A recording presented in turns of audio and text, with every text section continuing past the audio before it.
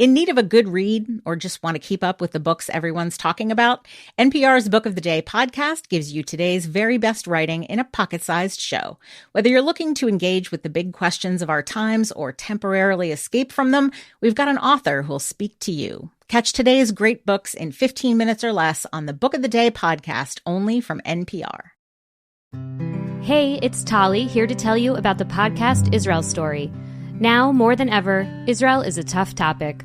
Some love it, others hate it, but Israel Story offers a nuanced, faithful window into the extraordinary stories of everyday people in Israel. Beautiful and ugly, tragic and inspiring, ridiculous and heartwarming. Check out hundreds of timeless episodes in their back catalog or dive into the 65 Wartime Diaries episodes capturing slivers of life right now. Hear voices from soldiers to survivors, farmers to rabbis, Jews, Christians, and Muslims, and connect with this complicated, amazing place. Hosted by Mishi Harman and produced with the Jerusalem Foundation and the Times of Israel, find Israel Story wherever you get your podcasts.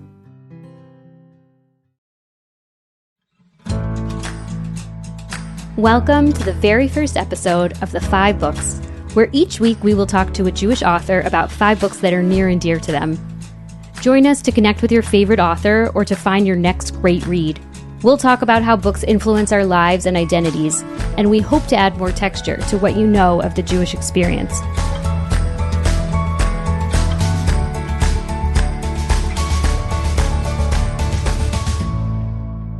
My name is Tali Rosenblatt Cohen. I'm a book lover and former literary agent who has a special place in my heart for Jewish books. I wanted to create this podcast because, to me, books are always the answer to living with more empathy. Books are how I've traveled to places I've never been and encountered people, cultures, beliefs, and ideas I never otherwise would have. Understanding each other with more depth and nuance feels urgently important right now.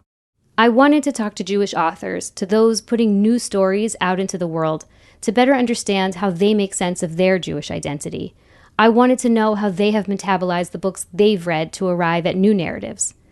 And so it seemed fitting to return to the 5 books. Each week we'll talk with Jewish authors about 5 books in 5 categories. We'll hear about 2 Jewish books that have impacted the author's Jewish identity. We'll hear about 1 book, not necessarily Jewish, that they think everyone should read, a book that changed their worldview. We'll get a peek into what book the author is reading now, and we'll get to hear about the new book they've just published and how it came about. Today we'll be talking with Benjamin Resnick about his new novel, Next Stop. What we're all doing as writers is absorbing the world and exposing it to whatever that crucible is inside of us, and then it comes out and we try to say something about the world. Benjamin Resnick is the rabbi of the Pelham Jewish Center in New York. Next Stop is a work of speculative fiction that explores the precariousness of Jewish American life through one family. After a black hole consumes the state of Israel, similar strange events occur in cities around the world, ushering in a time of chaos and of miracles. Ben will also tell us about some of the books that shaped him, including Art Spiegelman's Mouse. One of the things that Art Spiegelman does in Mouse, which is so extraordinary, is he makes English into a Jewish language. We'll also hear about the late 19th century collection of short stories that inspired Fiddler on the Roof, Tevye the Dairyman, by Shalom Aleichem. I don't know that you have a Mel Brooks or a Mark Maron if you don't have a Tevye. And finally, we'll hear Benjamin's take on what it means to create a book with a deeply Jewish context. Really great books that come from really specific cultural places should feel foreign. That's all coming up next.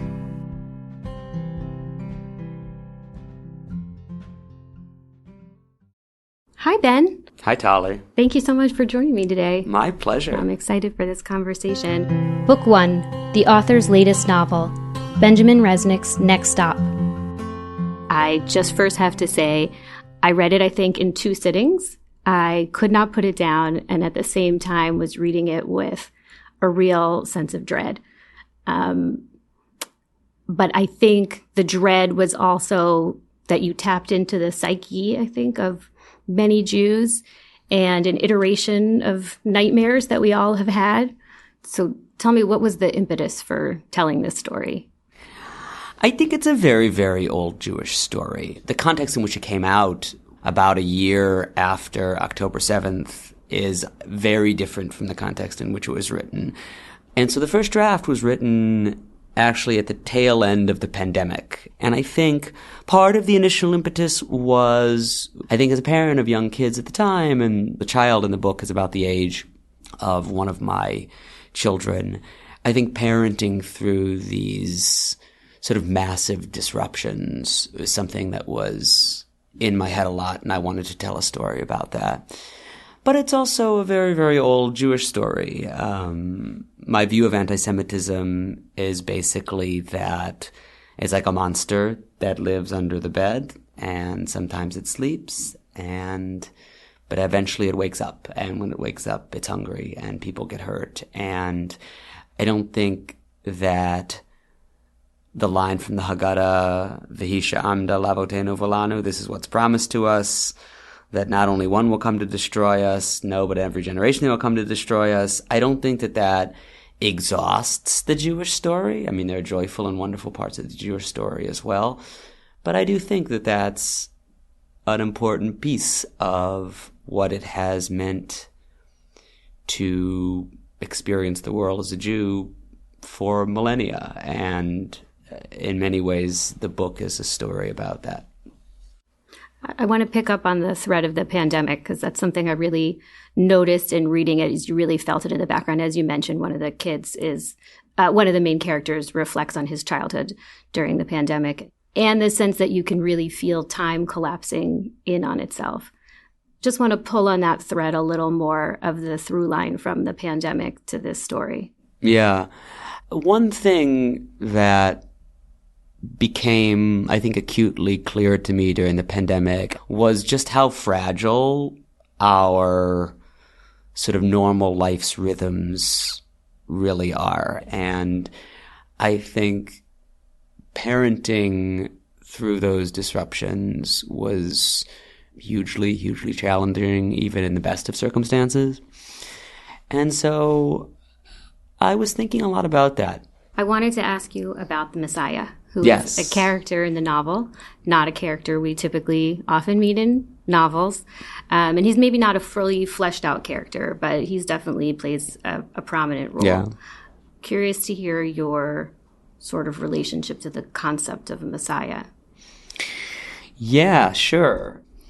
So Jews are like the ever messianic people. Jews have been identifying Messiah figures for thousands of years. There's Gershom Scholem, the great 20th century scholar of Kabbalah and sort of person of letters, also has a great essay called The Messianic Idea in Judaism, in which he traces kind of the history of messianic ideation through a variety of different Jewish contexts.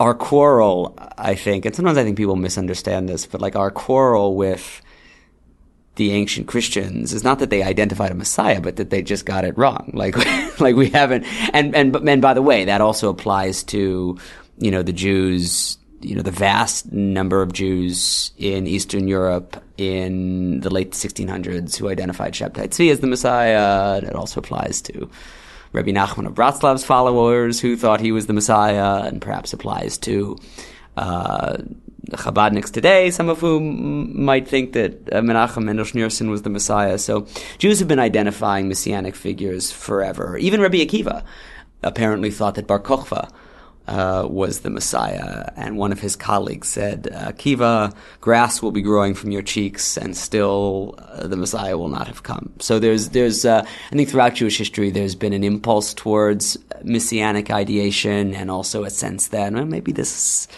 person is not the right one. So I think the appearance of a messianic figure in some kind of Jewish context is also a very old Jewish story.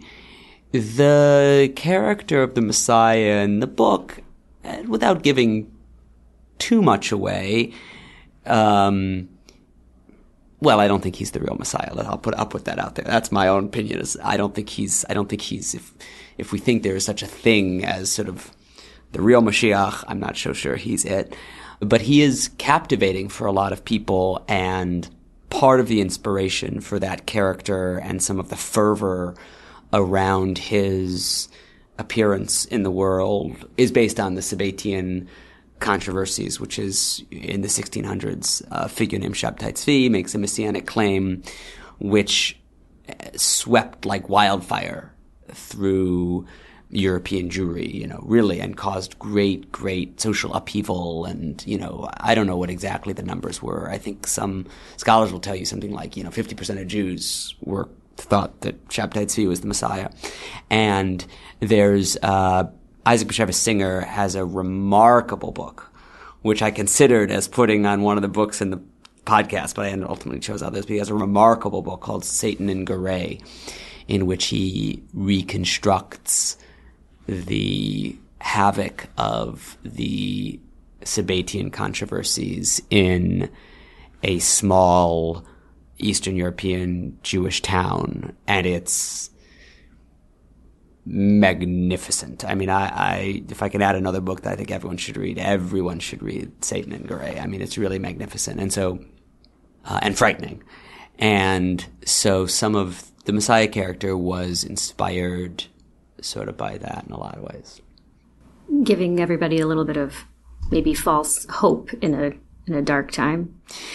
Yeah, I think he's giving everyone some false hope. In some ways, he's a stand-in for sort of an old way of thinking about Jewish life and about the possibilities of Jewish life and about what it means to be saved. And the book is a lot about paradigm shift and about how sort of these black holes that open usher in kind of a new kind of reality and ultimately open out onto new vistas of Jewish life and new kinds of possibilities. Similar in maybe a different kind of paradigm shift. You talked about how you wrote the bulk of the book before 10/7. Yes. And then the book obviously came out in a different world. Does it change how you think about the book, having it out there in this context? Yeah, absolutely. I think we submitted it like on October 2nd, 2023. And sometimes I describe it to people as it would be like someone wrote a book about the fall of the World Trade Center and submitted it on, September 4th. And then September 11th happens, right? So there's definitely an eerie aspect to that, which is at this point in the life of the book, kind of inescapable. I mean, God willing, the book will have a longer life, and God willing, we'll move into a sort of a better time for our people. So I think the way people experience the book will change over time. But right now, it exists sort of inexorably in the shadow of October 7th. And I like to think that the book would have found a home and would have found publication without October 7th. But I will never know that. And part of why we got the book out so quickly, less than a year after, which is really quick by fiction standards, less than a year after the book was accepted for publication, is because it's timely. And so here it is. I've had this professional success, which, by the way, I made money off of. And it's tied to this horrific event and the murder of 1,200 people. And what do I do with that? And as a writer and as an artist, that's heavy. But I think about that. I think there's also profiting from the other perspective of just, foreseeing a catastrophe that hadn't happened yet. Yeah, the prophecy aspect of it is interesting. I mean, I remember I had a history teacher when I was in high school. And, you never know the lines or the things someone's going to tell you that really stick in your head. But I remember him making the point once about some historical figure who seemed very ahead of his time, that nobody's ahead of your time. You're a product of your time. And basically, I think what we're all doing as writers is we are absorbing the world from all kinds of different places and exposing it to whatever that crucible is inside of us, and then it comes out and we try to say something about the world. And I think the enduring precariousness of Jewish life everywhere, certainly in the diaspora and in Israel and even in America, is something that I feel like I have been aware of for a while. And okay, I wish I was more wrong about that, but I sort of don't think I am. What do you feel like you were trying to say in this novel? Is it that about the precariousness of Jewish life? Yeah, I think I was trying to say something about the precarious nature of Jewish being, and in the context of that, there is great beauty and consolation and family and ritual. Some of the feedback that's been really gratifying for me about the book is that even though it deals with very, very difficult material, that the book doesn't actually feel like a really grim slog, that there are consoling aspects in the book, and that there are beautiful aspects in the book, and that there are hopeful aspects of the book, and that there's a lightness to the story that sort of acts as a poultice and soothes some of the harshness of the wound. On Death, Sex, and Money, we feature interviews with you, our community of listeners, getting honest about uncomfortable things. I developed an illness where it isn't safe for me to drive. A friend once said to me, "Sex is like air. You don't think about it until you're not getting enough." This is a similar sort of thing if you just replace sex with driving. Listen to Death, Sex, and Money wherever you get podcasts.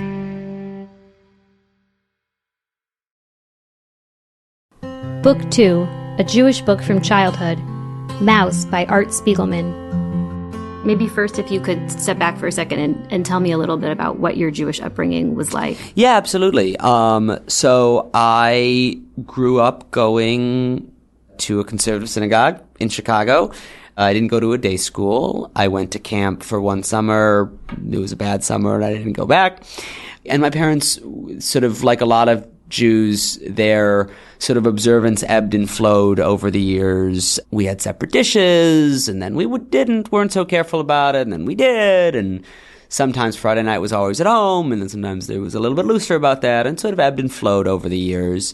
In terms of identity, though, it was very intense. And I don't know exactly how my parents, and I've had interesting conversations with my father about this over the years, but sort of the fact of our Jewish identity was communicated, and the importance of it was communicated very early and very often. And I think my parents wanted us to know always that we were like Jews in our guts, that it's like it's like baked into our reality, that that's who we are. And they communicated that effectively. My entire life, I've never felt any other way. It's hard for me to even think about. It's almost I have a sense that my Jewish identity is, it's almost not an identity thing, but a sense of self thing. It's related to my being in the world. It's hard for me to imagine being in the world in any other way. And I suppose, though I don't know the secret sauce, I suppose I'm sure that was a product of my upbringing in a lot of ways. And when you encountered Mouse for the first time, did you already know about the Holocaust, or what was your relationship? Yeah, I think that I did. I was aware of the Shoah, I think, from a fairly early age, like I think most Jewish kids tend to be. So when I came to Mouse, I was probably about 12. I think the thing that struck me initially about it, and the thing that I returned to Mouse is one of those things that I returned to over the years. But one of the things that is really, really resonant for me is Vladek, Art Spiegelman's father, sounds exactly like my grandparents. The way he renders his Yiddish inflected English is, I think, really, really, really masterful. And this is a whole tangent, which we could get into if we want, but the way in which the language is actually a character in the story is really remarkable, and the way he transforms English into a Jewish language through his rendering of Vladek's accent is really extraordinary, and I think really, really important. And as a kid, I remember, because I had like a Bubi and Zaidi, like straight out of Central kind of casting. I mean, that's reductive, but because they were remarkable people, but they sounded like that. And what was their story? Both of my grandparents, neither of them were survivors. They both left Europe in the 30s, both for Israel initially, although they ultimately made their lives in America. My grandfather was from Belarus. He went to primary school in Hebrew in Belarus, which is like a very, whenever I think about that, it's like so astoundingly ideological that you're going to send your kids to school in a language that nobody speaks, because you just know that's what you're committed to. That was my grandfather's story, and then he made Aliyah, I think, in the early 30s. And my grandmother was from a small town near Krakow, and she left home when she was 14 to go to gymnasium in Krakow, and basically I don't think ever saw her parents again. She ultimately made her way to Israel as well. They were both, till the end of their lives, sort of big, hardcore, kind of left-wing Zionists, and Israel was like the central piece of their whole Jewish identity. I mean, they were not particularly observant or whatever, but they were hugely passionate Zionists, and they spoke with these beautiful, both really articulate, spoke wonderful English, but with a beautiful musical kind of Yiddish accent. And you heard that in Mouse? And I heard that in Mouse, yeah. And I think that, and I remember being aware of that as a child. And I remember, I think, being really drawn to Vladek as a character, because I was drawn to my grandparents, and it felt, sort of very specifically and authentically Jewish, I think, in a way that was very moving for me as a 12-year-old. And I think as a writer, certainly as a Jewish writer or someone who wants to tell Jewish stories, the fact that I write in English and think in English is, in my view, a problem. And I genuinely do sometimes lose sleep over the fact that I'm trying to tell Jewish stories and communicate something about Jewish experience and Jewish reality and Jewish culture in a non-Jewish language, and maybe, and this is sort of a deeper cut, and maybe a Christian language. Like English, because it's a universal language, is, I think, in some ways a Pauline language. Paul famously says there's neither Jew nor Greek, slave nor free, all are one in Jesus Christ, right? Which is this universal sentiment, and the idea that the very fact of English being this world language, I think in some ways means it's a specifically non-Jewish language,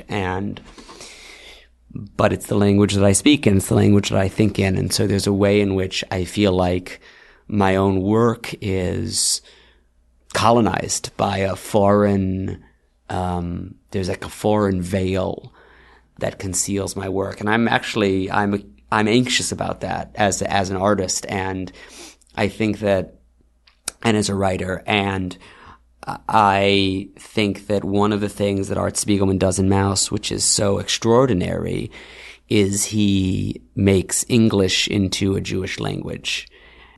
Do you remember, the fact that you chose this meant that it meant something to your identity, right? I'm curious to hear you speak about that, and also when you knew you wanted to be a rabbi. I think as a kid, one of the things that I really loved about his characterization of his father, I think the young Vladek, or the way he characterizes him, is sort of extremely likable. He's charming, and he's handsome, and he's smart, and there's a in terms of his survival, there's a big piece of luck, like there is for everyone, but there's also a lot of ingenuity and cleverness. And I think as a young Jew, I just thought that this was sort of a heroic figure, and he makes it through. When did I want to be a rabbi? Not until much later in life. After I graduated college, I was living in New York, and I was working as a chef, and I was thinking about what I was going to do next, if I was going to stay cooking, which I considered doing, or if I was going to go back to school for something, and I made my way to rabbinical school then. And when did you know you wanted to be a writer? When I was 5 years old. And this is a little bit embarrassing to say, wanting to be a writer and wanting to not only be a writer, but write a novel and publish a book is the first thing I can remember wanting. I had a teacher named Vivian Paley. There are a few listeners, maybe, if they're like in the educational field, who are like, Vivian Paley. She was like, I didn't know this at the time. She was just my kindergarten teacher, but she was like a pretty famous educational researcher. She was a very prominent person. And I stayed in touch with her whole life. But one of the things that Miss Paley did was every day we had the opportunity to sit with a teacher and tell a story. And the teacher would like write it down like verbatim. And then in the afternoon, we would get together, and whoever had written a story that day, kids would act out the stories of whoever wrote a story. And some kids did this like sometimes or whatever. I was obsessed with this. I did this every day, multiple times a day. And by the time I was a teenager, it was a pretty mature ambition. And sometimes people ask how long the book took to write, and I say 40 years.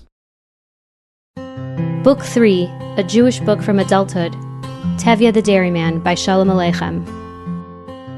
Which is not really a book. It's a collection of stories that he wrote over the years, and I think there's some disagreement. I'm not a Shalom Aleichem scholar. I think there's some disagreement about whether or not it's really, you can think of it as a novel, or whether or not it's just sort of these stories that he wrote over many, many years.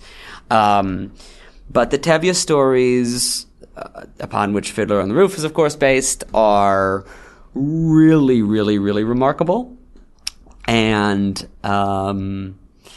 I think that, and I read them, I didn't read them, I probably saw Fiddler on the Roof when I was a kid, a teenager at some point, which is great. I love Fiddler on the Roof. But I didn't read the Tevye stories, I don't think, until I was assigned them in like a Yiddish literature class in college.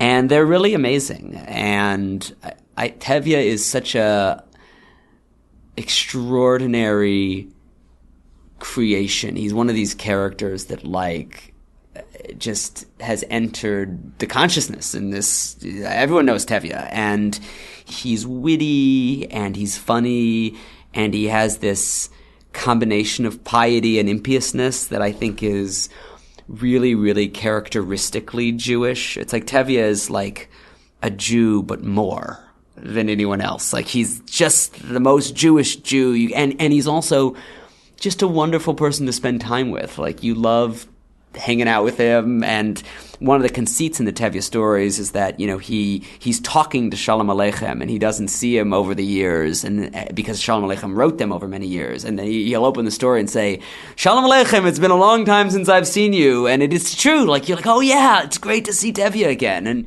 And I think that and I think there's a lot of ways in which Tevye consciously and unconsciously has shaped specifically, I think, American Jewish consciousness. Like, I don't know that you have a Mel Brooks or a Mark Maron if you don't have a Tevye. And so I think people should read the original because they're great.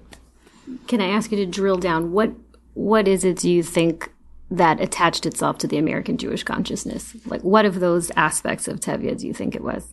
I think the idea of, like, a Jew as this sort of soulful raconteur, or this kind of soulful but funny guy who's going to talk to you, who likes to talk and has a lot to say, and through really, really intense pain finds a way to also be joyful and funny. And it's not a line in the book, but in Fiddler, there's in the song about God would like us to be joyful even when our hearts lie panting on the floor. I mean, that's a really, that captures, I think, the spirit of Shalom Aleichem stories in a really profound way. And I think that for American Jews,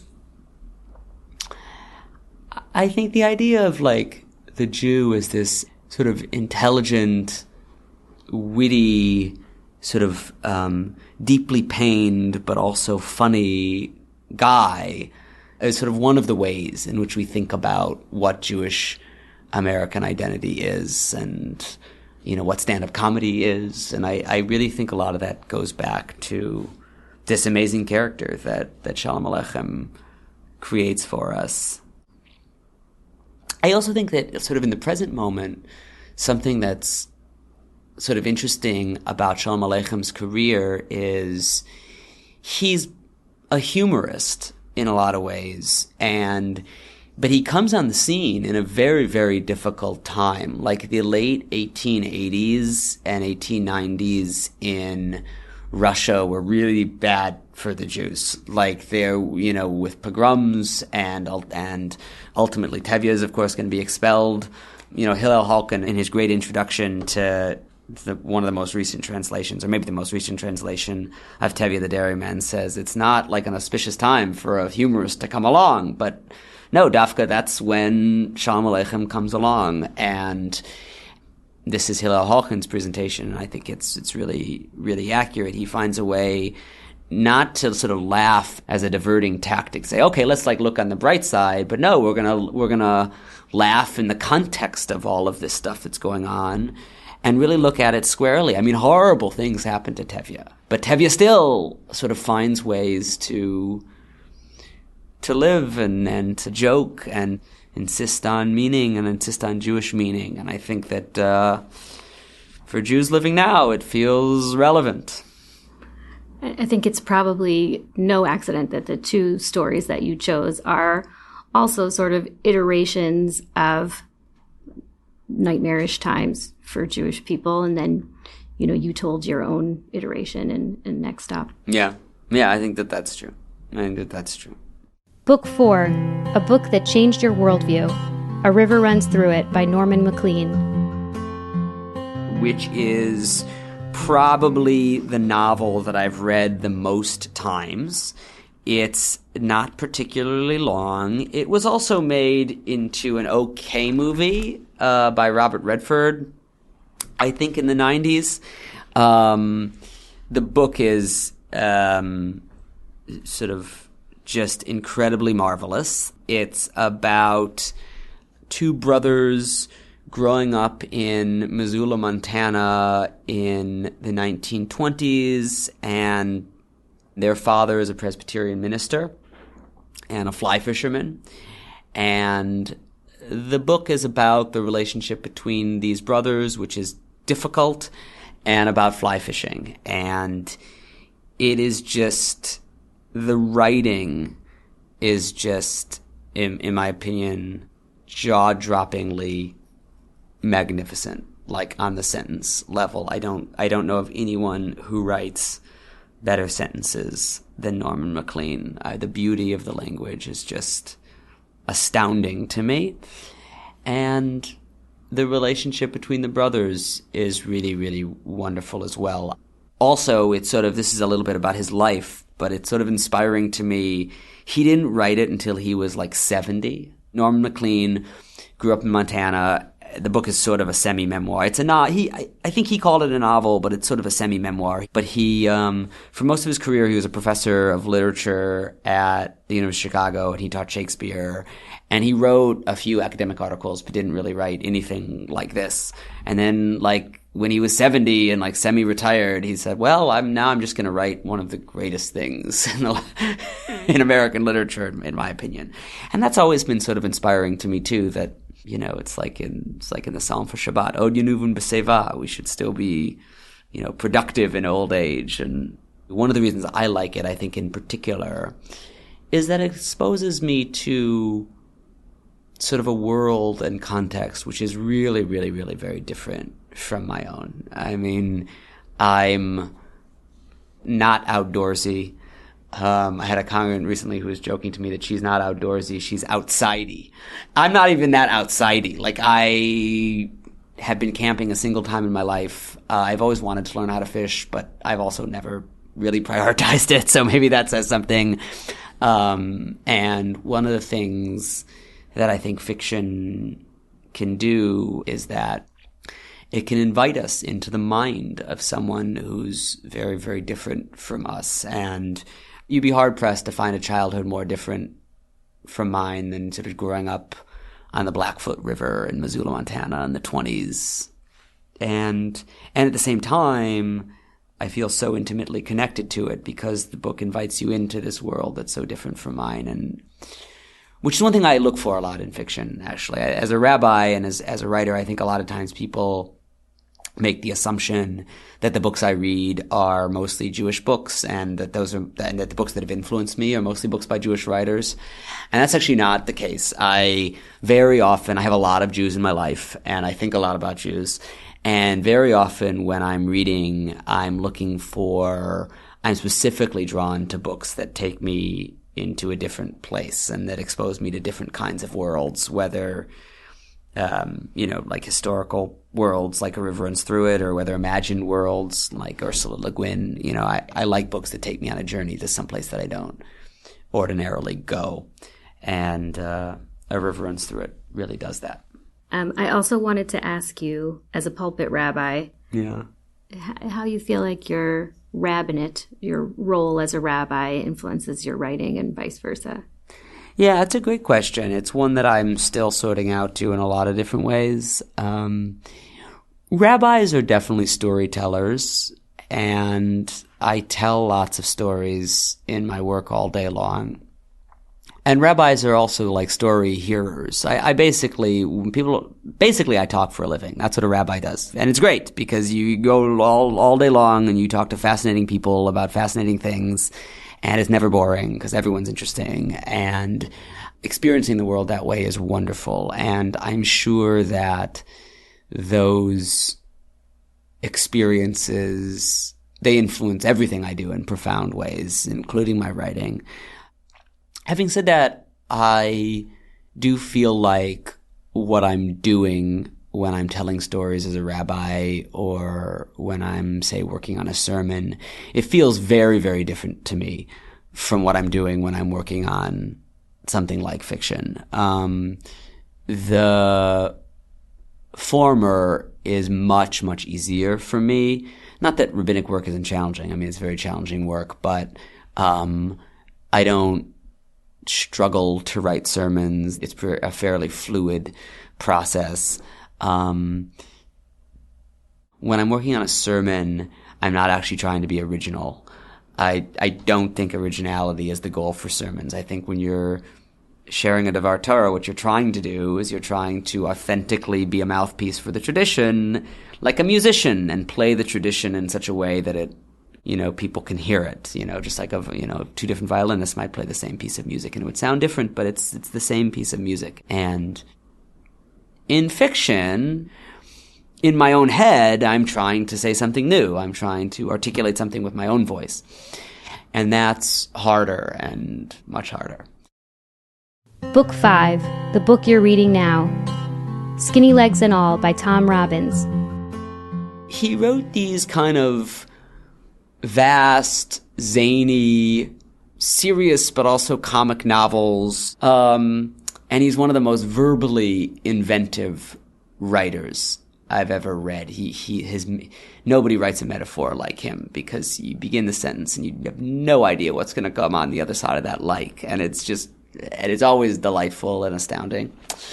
So I'm reading Skinny Legs and All, which I didn't know actually before I read it really. A piece of it is about a Jew and an Arab who open a restaurant together, like across the street from the UN.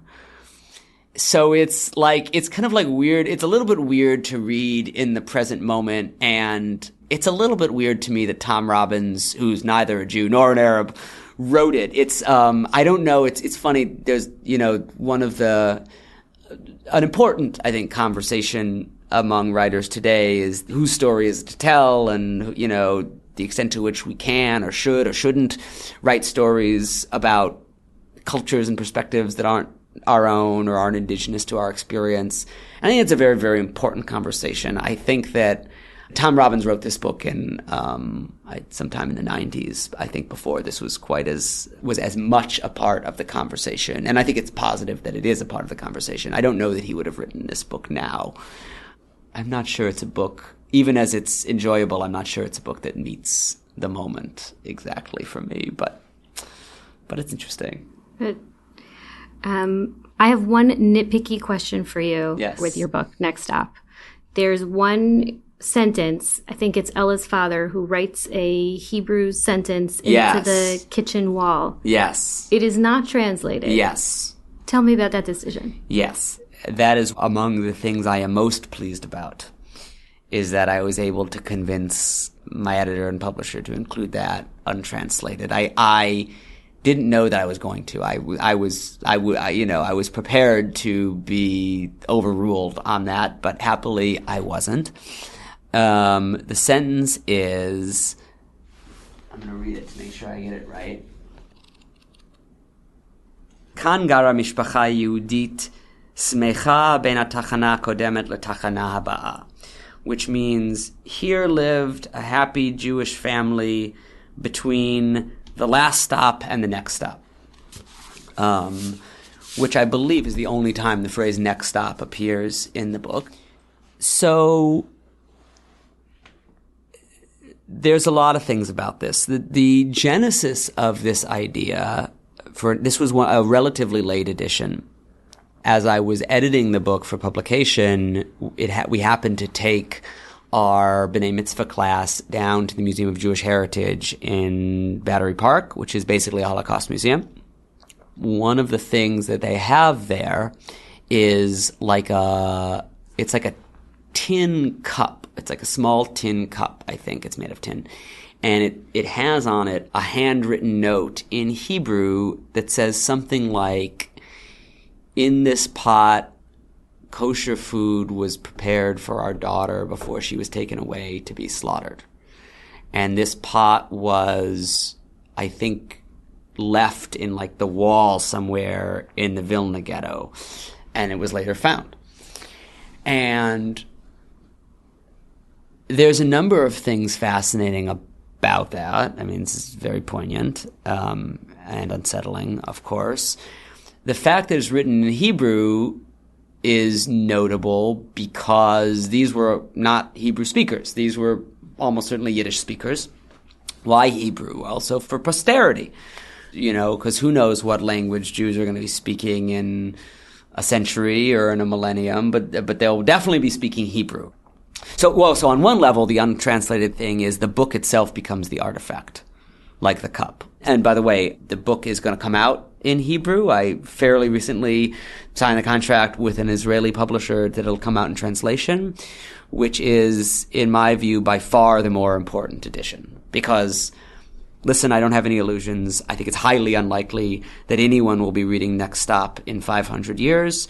But if they are, I think it's much more likely, infinitely more likely, that they'll be reading it in Hebrew because the Jews will say, oh, here's this weird novel by one of the ancients, and we have access to it because it's in Hebrew. And I don't know what language we're going to be speaking then, but we'll definitely be speaking Hebrew. And so the reason to leave it untranslated was there were three possible experiences that a reader is going to have when they read that sentence. If you're a Hebrew reader, it's like a little hug, like it's a little intimate. Oh, I know this. But by the way, Tevye quotes extensively from Tanakh. In the original Yiddish versions, they're not translated, which meant that some readers, Yiddish readers, probably wouldn't have known what Tevye was talking about. But anyways, if you're a Hebrew reader, it's like this intimate, oh, I know this. I'm happy. If you have some Hebrew, like you're an American Jew who went to Hebrew school or day school, but you're not Well, you have a little homework project, and that could, like, you say, oh, I'm going to learn a little bit of Hebrew, and I'm going to know what that says, and you could do it on Google Translate. You could do it pretty quickly nowadays, but you could have a little homework project. And that could also be empowering and inviting. But also you might think to yourself, man, I should really work on my Hebrew, which you should. If you have no Hebrew, like if you're a non-Jewish reader, for instance, or, I mean, some non-Jews read Hebrew, but if you have no Hebrew whatsoever, it really puts you outside. It others you in a certain kind of way, which is also intentional. I think that really great books that come from really specific cultural places should feel foreign to non-native readers. I mean, native in any number of ways. If I'm reading a book that's sort of like deeply rooted in a certain kind of Christian consciousness, like Marilyn Robinson's Gilead, which I love, it feels foreign to me and othering in a way that can be uncomfortable sometimes, but is also a hugely important part of the experience. So I intended all three of those. Maybe there are other ways of experiencing it too, but those are the three that I intended. I'm so glad I asked that. I feel like there were so many threads in there, language and Zionism and Israel, and I encourage anybody to pick up Next Stop. It's really masterfully told, so many layers, as I've said, and just that propulsiveness of the plot. So thank you so much for joining us today. Thank you so much for having me, Tali. It was a real pleasure. It was great to talk to you. Thank you so much for joining us today for our first episode of The 5 Books. Our guest today was Benjamin Resnick, talking about his thrilling new book, Next Stop. You can find a link to the book in our show notes. If you enjoyed the show, please be sure to subscribe and share with friends and family. You can find all the books we talked about today in our show notes. I'm Tali Rosenblatt Cohen. Our producer is Odelia Rubin. Music by Dove Rosenblatt and Blue Dot Session. Art by Dena Friedman.